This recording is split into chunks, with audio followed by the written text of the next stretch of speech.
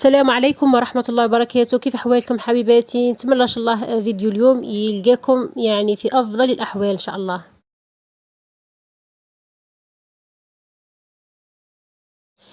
حبيبتي، همسة لي ولك: المحافظة على الصلاة في أول وقتها من أفضل الأعمال عند الله. الحديث الشريف يقول: أي الأعمال أحب إلى الله؟ قال: الصلاة في وقتها.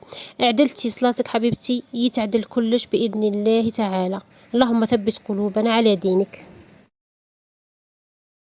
طبق اليوم حبيبتي قراصة خفيفة ظريفة غير في المقلة برك، حاجة صيفية راح تعجب الكبير ان شاء الله والصغير، وبنينة ما شاء الله. اول شي ناخذ مقلة ندير فيها ملعقتين من الزيت وحبة بصلة قطعتها فقط يعني بالسكين، ثم اضفت قرن فلفل حلو وواحد حار، ودايما الكمية حسب العائلة حبيبتي، ممكن تضاعفي الكمية طبعا. ثم طحنت حبة تاع طماطم كبيرة وأضفتها، ممكن أيضا تقطعيها فقط لك الاختيار.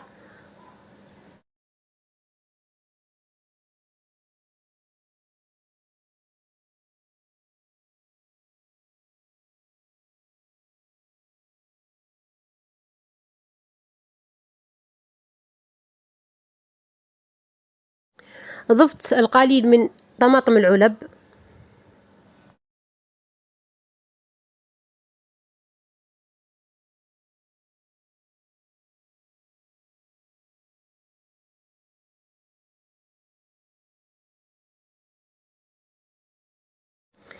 وتبلتها شوية ملح حسب الرغبة دائما، شوية كزبر، القليل من توابل الدجاج. تبقى توابل البنات كما حبيتو، ممكن شوية ملح وشوية فلفل تاع فلفل الكحل يعني يكفي انت وذوقك. ايضا رشة فلفل اسود،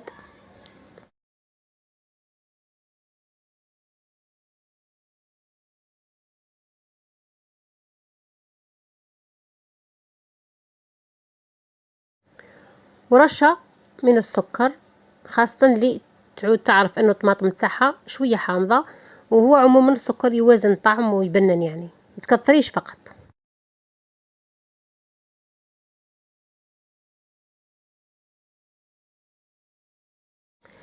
ناخذ كمية من البطاطا نقشرها ونقطعها مربعات، نحطها في الماء حسب دائما العائلة حبيبتي، هنا 3 4 زوج كل وحدة وعائلتها. البنات هنا البطاطا راهي نية،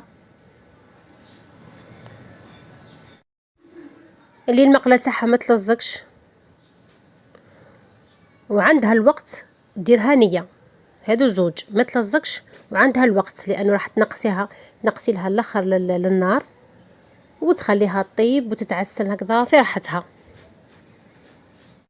اللي زاربه والله المقله تاعها ماشي مليحه تلزق، اما تفورها او تقليها، لها الاختيار.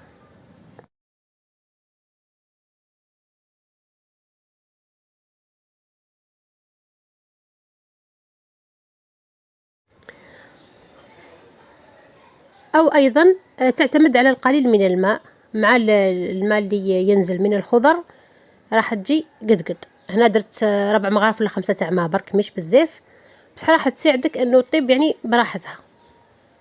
اللي مقلتها مليحه البنات نقص لها فقط، ما تزيد لا ما لا والو، نقصي برك للغاز وخليها طيب براحتها.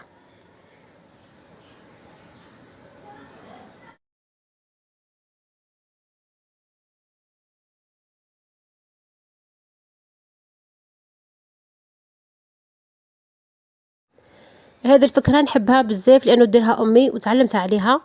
فص ثوم في الآخر خلاص ديريه يجي يهبل تجي الطبق تاعك ما شاء الله، خاصة الحوايج اللي أو الأطباق اللي يحبوا الثوم، عجائن ولا هكذا، قراطان تكتوكة أي عفسة تجي تهبل.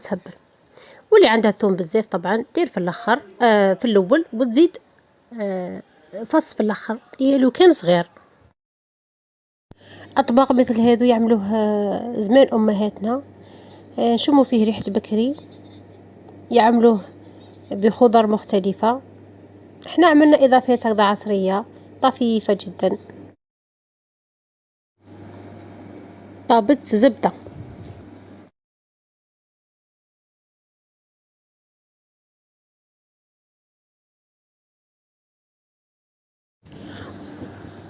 ونضيف البيض الكمية اللي نحب حسب طبعا العائلة.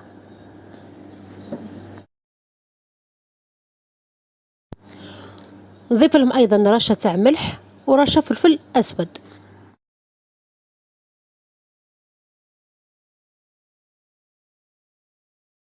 نضيفوا الجبن اللي نحبوه مبشور طبعا. هنا اللي تحب البيض يبقى ني أو يبقى مش طيب مليح تحطوا الجبن دوكا، واللي تحبوا تحب البيض يعني حكم روحه جامد تزيد شوية باش تحطه.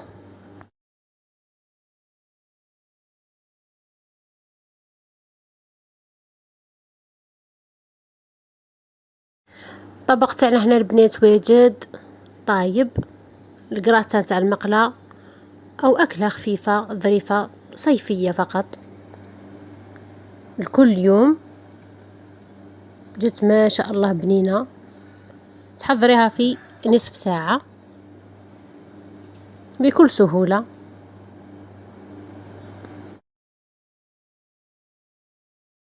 طبق اليوم خفيف ظريف الغداء أو عشاء. نتمنى إن شاء الله يكون عجبكم، خاصة الحبيبات المبتدئات الفتفوتات الصغيرات.